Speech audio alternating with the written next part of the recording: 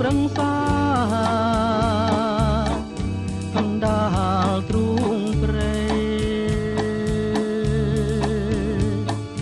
លើ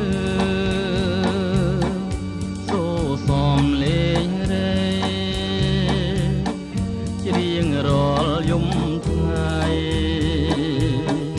អំដចិនដាទាំង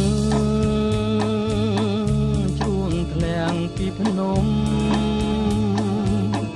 សូសៀងរំដំឲ្យចិនខ្ញុំខ្លោចផ្សានឹងឃើញរូបស្រីមិនគួរឡើយណាចោលប្របងឲ្យនៅហើយកាគង់ខារាល់ថ្ងៃ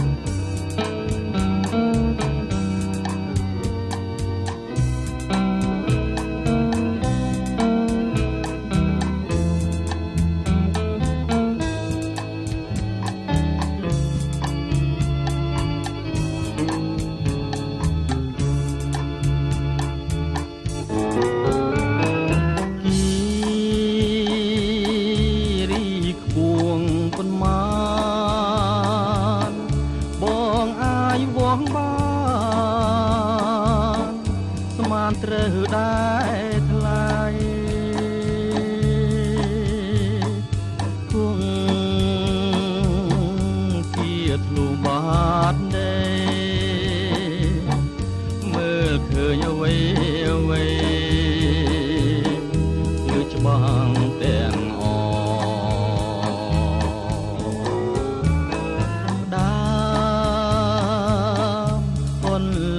ស្នេ